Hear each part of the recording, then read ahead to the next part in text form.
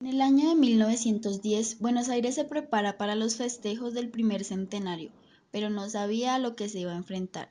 Alejandro, un joven periodista, hombres que se comportan como perros, sesiones de hipnosis y demás nos conducirán a una extraordinaria historia.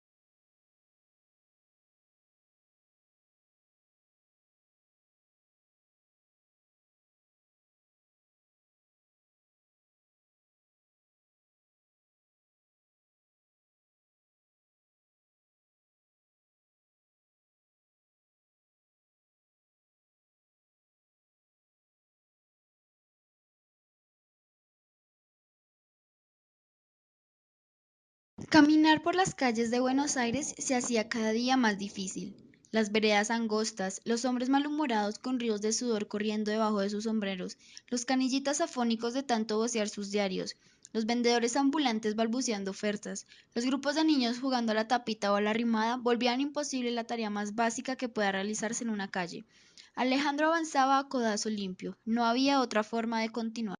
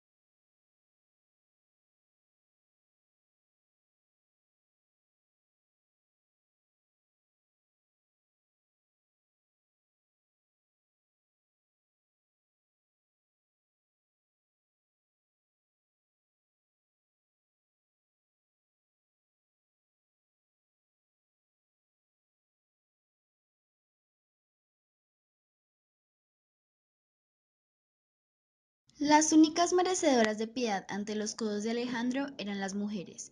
Respetar su paso justificaba llegar tarde. Tan difícil se había vuelto a caminar por las calles del centro que cada día se les veía menos. En ese año de 1910, año del primer centenario de la República Argentina, ideas estúpidas aún eran tomadas en cuenta. El feroz crecimiento de las últimas décadas obligaba a repensar la ciudad y cada día surgía un nuevo proyecto.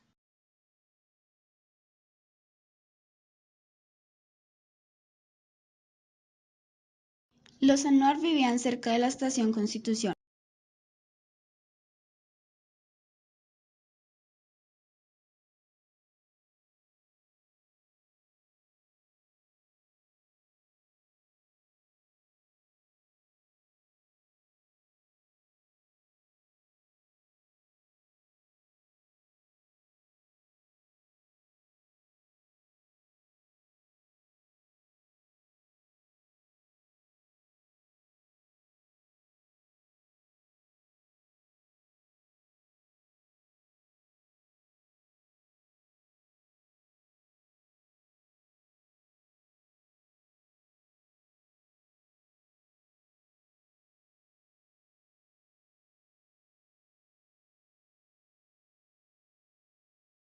La entrada principal daba a un pasillo que comunicaba con los cuartos.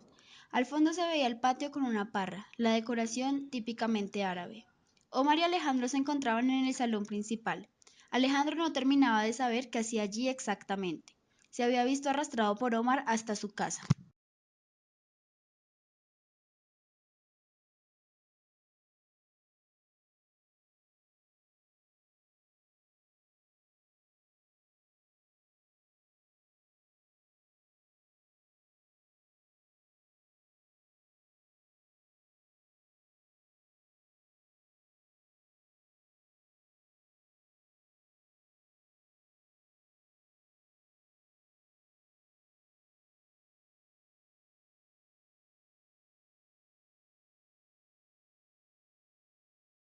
Alejandro comprendió que pocos temas dividían a la opinión pública como el de la inmigración. Los hombres y las mujeres que un día habían bajado de los barcos sin nada entre sus manos, hoy eran la mayoría.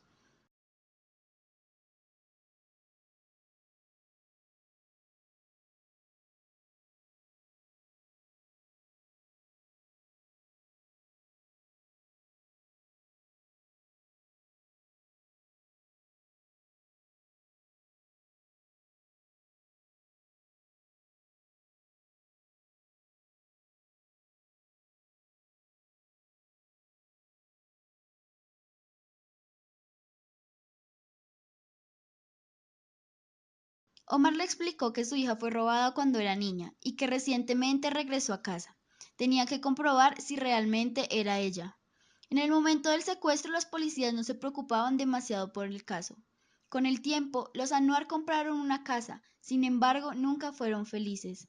Alejandro entendió perfectamente la argumentación de Omar. Supo además que no solo sería una oportunidad de ganar dinero extra, sino también de investigar un caso que merecía ser resuelto. Sentada sobre una pequeña cama, Amira Noir miraba por la ventana. Todo en ella pedía soledad. Amira no respondía a ninguna de las preguntas que se le hacía. Esto desconcertó a Alejandro. El secuestro fue el 5 de abril de 1885. La analizó con cuidado, buscando coincidencias en todas las desapariciones. Habían ocurrido en un radio de un par de kilómetros. Según los reportes policiales, en todos los casos se trataba de familias de inmigrantes recién llegados, que no dominaban bien el castellano. Alejandro había fantaseado con encontrar detrás de la desaparición de Amira alguna historia árabe, quizás un ajuste de cuentas que había cruzado el océano persiguiendo a Omar y Zainab. Teoría descartada. El siguiente paso era encontrar a los integrantes vivos de las familias afectadas y averiguar qué había sido de sus vidas en los últimos 25 años. Conocía bien estos barrios y la intimidad de esas casas llamadas conventillos. Alejandro entró al primero de los conventillos que figuraba en su lista. En él habían vivido los López, padres de uno de los niños desaparecidos. Los rusos llevaban la peor parte, pero las demás colectividades también eran las víctimas de la sospecha. Unas cuadras más al sur vivían los Manino, la segunda familia de la lista, cuando su hijo Dante fue secuestrado. La información dada por Elma confirmó lo que ya sabían, y ningún dato nuevo surgió de la charla.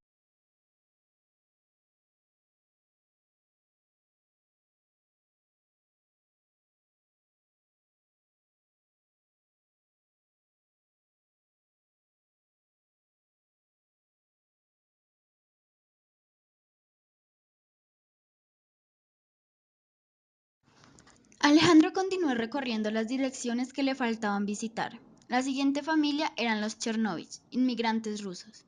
Los vecinos más antiguos le contaron que unos años después de la desaparición de su hijo Dmitri, habían abandonado Buenos Aires. Para la investigación de Alejandro, los Chernovich quedaban fuera de juego. Solo le restaba una casa por visitar, la de la familia Autier, de origen francés, los padres de Demién.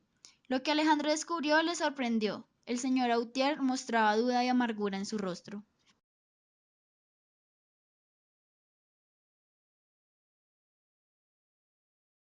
Lo hicieron pasar a un cuarto en el fondo de la casa. Alejandro entró. Demián estaba sentado en el piso con las piernas cruzadas. Según le explicaron los Autier, Demián estaba así desde que había llegado. Demián volvió a mirarlo, abrió la boca, pero en vez de palabras salieron de ellas extraños sonidos guturales. Alejandro buscó un papel y un lápiz y se los dio. Demián observó el papel con curiosidad, lo olfateó y lo estrujó entre las manos. Alejandro se levantó y salió del cuarto. La madre se echó a llorar. Su esposo intentaba contener las lágrimas mientras consolaba a su esposa. Alejandro no sabía qué decir. Demasiadas lágrimas para un solo día.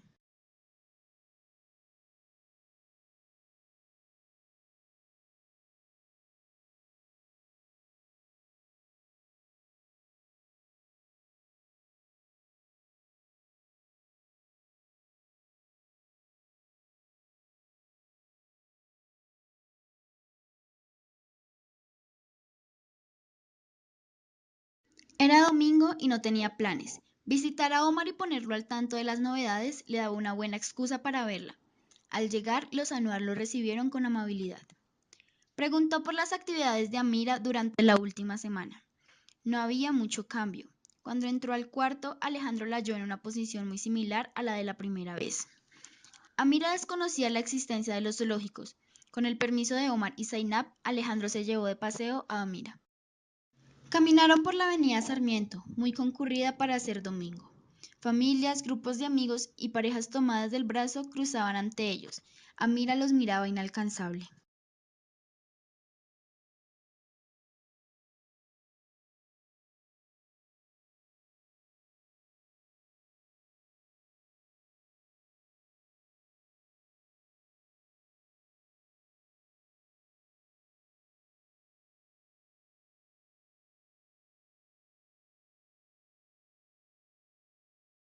Incluso la propia Mira reaccionó con asombro ante sus palabras.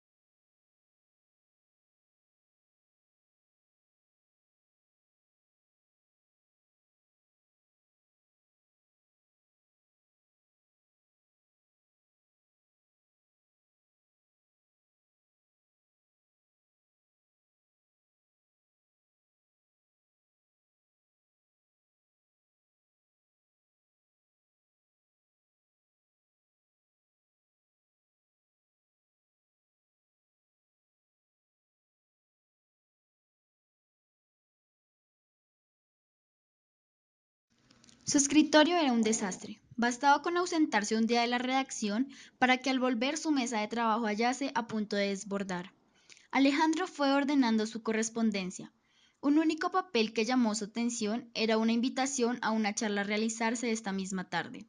El doctor Landor, destacado especialista en el hipnotismo, joven ciencia, ha tratado con éxito a pacientes con pérdida de la memoria y otros trastornos mentales. Pacientes con pérdida de la memoria, releyó Alejandro, mientras las ideas volaban por su mente.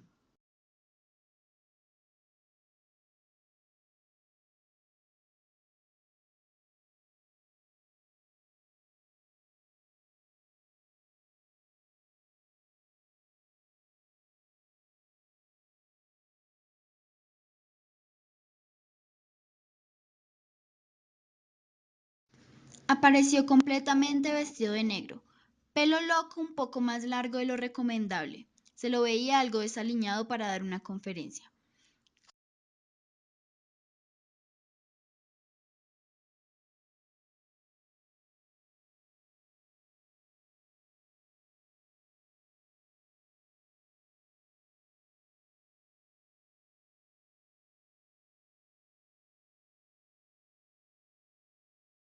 Y mientras el reloj se mueva, usted no apartará la vista de él en ningún momento, repetía el doctor Landor con voz arrulladora. Acompañe los movimientos del reloj con su respiración. La respiración pausada empezará a hacerlo sentir muy cómodo.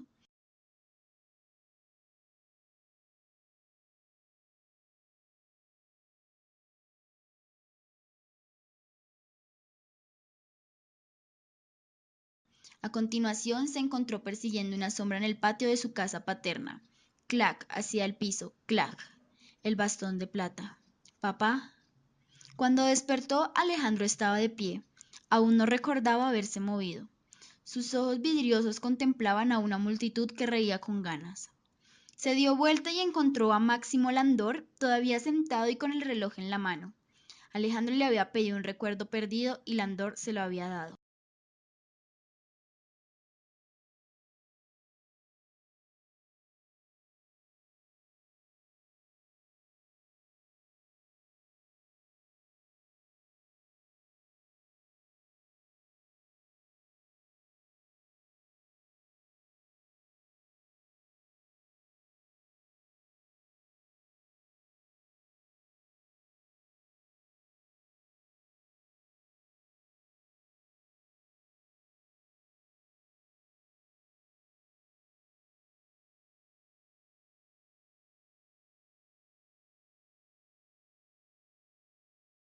El hotel estaba sobre la avenida de Mayo, así que solo tuvo que caminar unas pocas cuadras desde la oficina de redacción del diario La Prensa. Máximo Landor tenía un peor aspecto, más aún que en su conferencia del día anterior. Sin el traje negro se veía más cansado, más desaliñado. El cuarto no estaba sucio, pero sí tan repleto de cosas que apenas se podía caminar. Pilas de libros, cartas y papeles ocupaban la mayor parte del piso. En pocas palabras, Alejandro lo puso al tanto de la existencia de Amira, de su regreso y extraña falta de memoria. Se dio cuenta de que resultaba insultante que alguien pusiera en duda la veracidad de Amira. Alejandro evaluó la posibilidad de no seguir adelante, dar por terminada la consulta y retirarse. No quería poner a Amira en manos de un hombre que hablaba de ella como una charlatana histérica.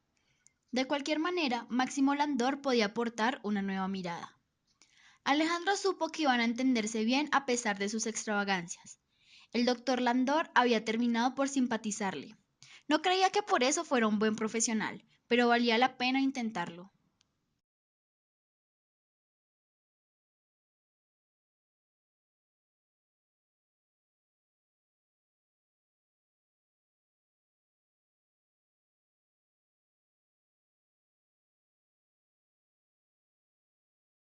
Lentamente se va acercando. Al principio desconfía, agudiza el olfato y se aproxima dando rodeos. Alejandro siente que el frío le sube desde los pies y mientras el hombre se acerca trata de evitar el...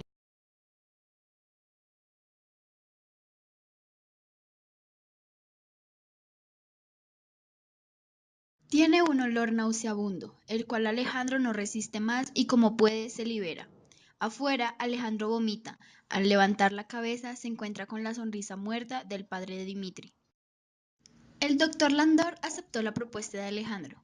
En esta obtuvieron unos resultados muy importantes, aunque difíciles de descifrar. Parecía que era el inicio para saber qué era lo que había sucedido con Amira.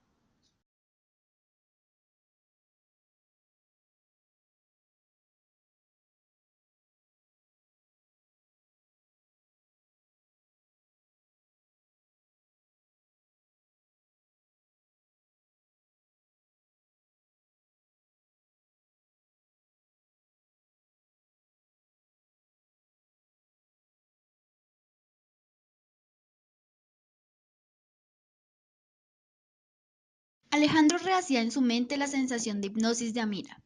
Máximo le había aconsejado que encontrara el sentido del relato, y desde aquella noche lo intentaba una y otra vez. Evocaba la voz de Amira, que hablaba de la habitación blanca, de la playa, del caminar sobre el agua, del cangrejo gigante, de su papá, y poco a poco la sombra entre lo extraño de la historia fue despejándose. Tenía un personaje, el cangrejo gigante, y ahí la cosa se ponía más interesante. Al menos sabía su nombre y su profesión, Joseph, y es marinero. Si tomaba en cuenta estos datos, llegaba a un resultado con apariencia. Decidió que ya era momento de pasar a una etapa más activa de la investigación. Si había un marinero involucrado, él sabía dónde encontrarlo. Alejandro esperó a que se hiciera de noche y salió. Dejó atrás el centro, luego bajó y entró en el cuarto. Al llegar al lugar, entendió las advertencias del hombre. Se trataba de la parte más oscura del barrio de las ranas, donde un par de ranchos precarios apenas se distinguían de la basura que los rodeaba. Ahí vivía el viejo Tomás, posible candidato a ser Joseph el cangrejo gigante.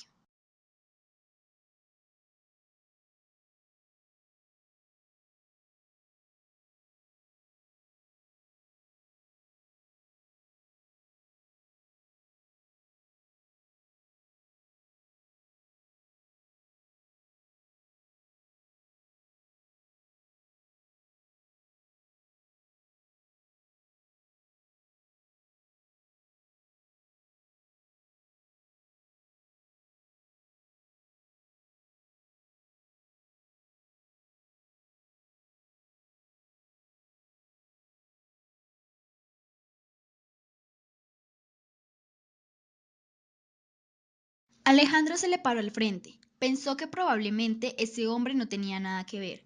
Seguro solo era un pobre borracho más. Pero decidió arriesgarse y actuar como si supiera otra cosa. Joseph, dijo totalmente convencido, y aquel hombre lo miró con sorpresa. El viejo se volvió hasta él. No llegó a ver el cuchillo, lo sintió demasiado tarde, cuando ya entraba en su cuerpo. Solo sintió la puntada en su estómago y luego cayó al suelo.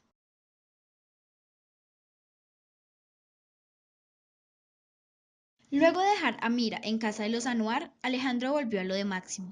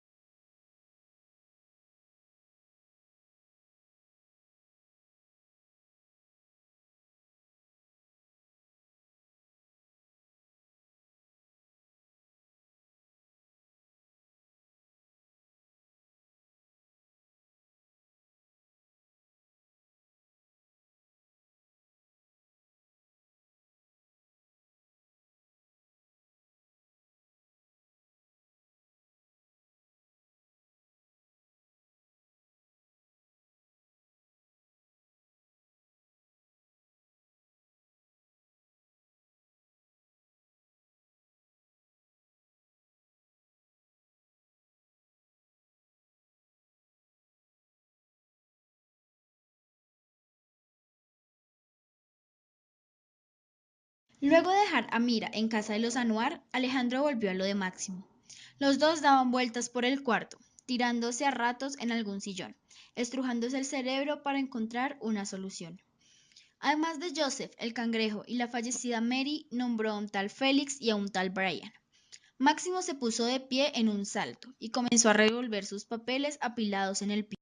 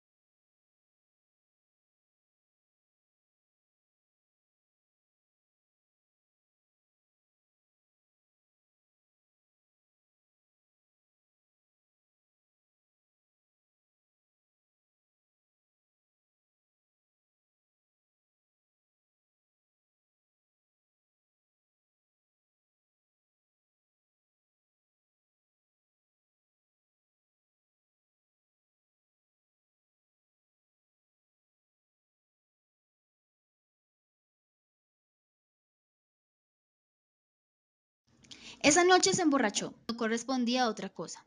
Llegó a su casa, todavía era de noche cuando oyó el primer aullido. Este le heló los huesos.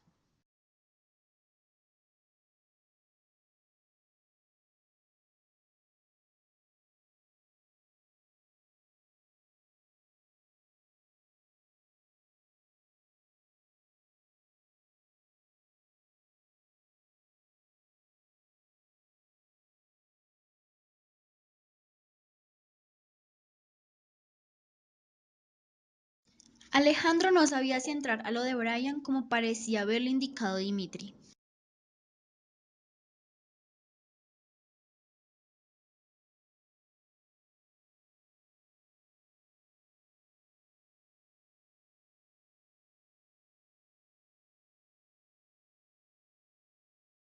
La primera luz del día despertó un brillo rojizo en el cuarto contiguo. Fue hacia allí. Estaba en las paredes, en el piso, en el techo, líneas y figuras que subían, bajaban, se retorcían y enfrentaban explotando en formas y colores. Sobre la cabeza, sus huesos apilados formaban una especie de atril que sostenía hojas, un manuscrito, el diario de Andrew.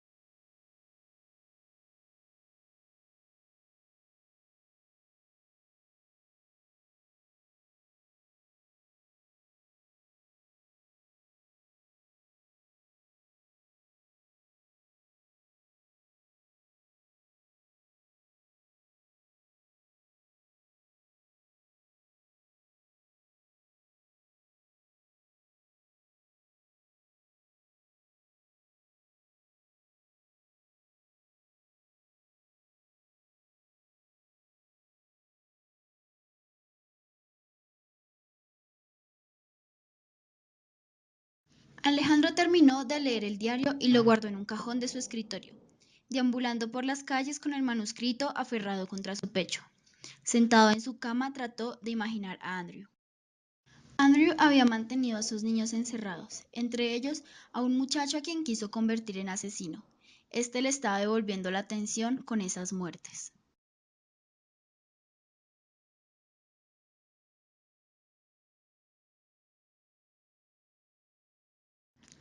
Con cada paso que daba, la ciudad iba desvaneciéndose hacia alrededor.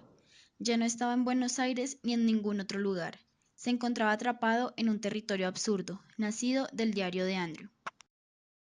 Despertó intentando aferrarse a algo. Recorrió con su vista el cuarto. Le llamó la atención la pequeña silla apoyada contra la pared. Había alguien sentado en ella, alguien en su cuarto, observando en silencio. Alejandro se incorporó en la cama lentamente. Máximo Landor lo contemplaba desde la silla.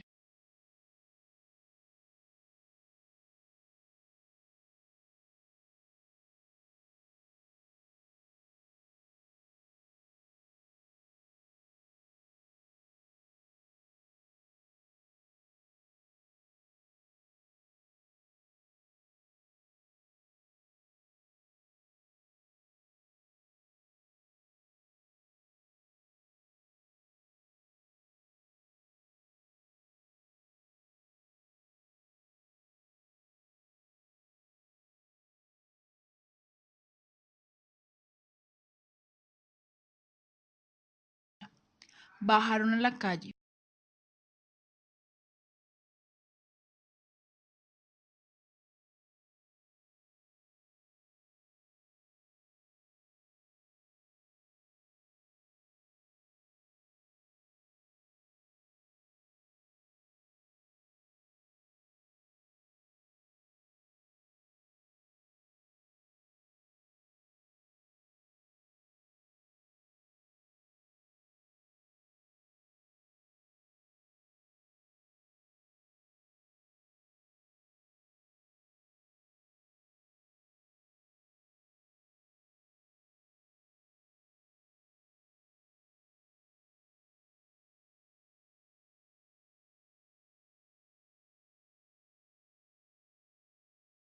Todavía era de noche. Estacionando en la puerta los esperaba un automóvil. Alejandro estuvo a punto de devolverse cuando reconoció al conductor del vehículo, Demián. Demián es un excelente conductor.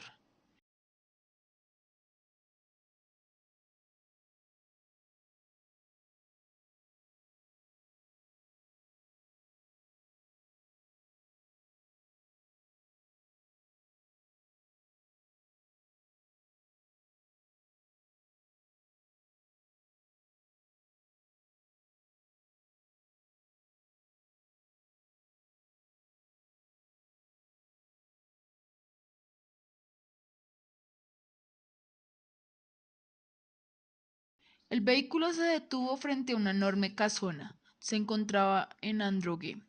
Entraron a la casa principal. Un pasillo comunicaba muchas celdas.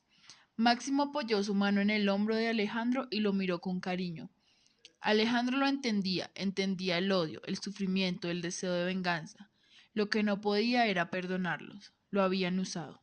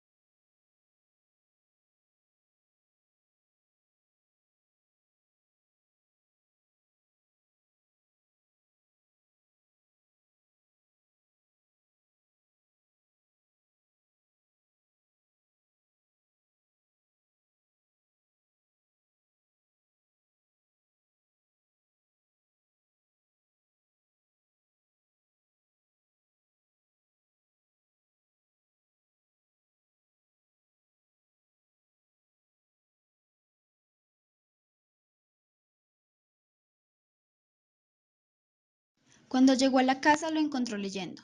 Un pequeño temblor recorrió todo su cuerpo. Ese fue el primer indicio de que sabía de lo que le estaba hablando. Sin embargo, dijo, el libro voló varios metros. La mano de Alejandro había salido despedida para golpear a su padre.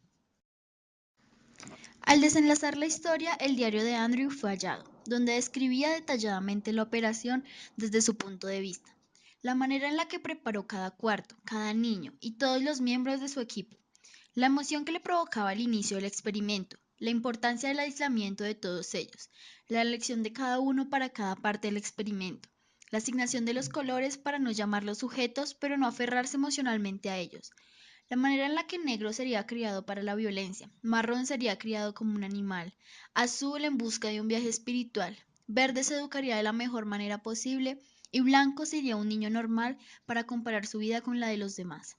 El decidir que negro y marrón jamás hablarían, porque marrón no necesitaba hablar y negro sería suavizado si aprendía a hablar.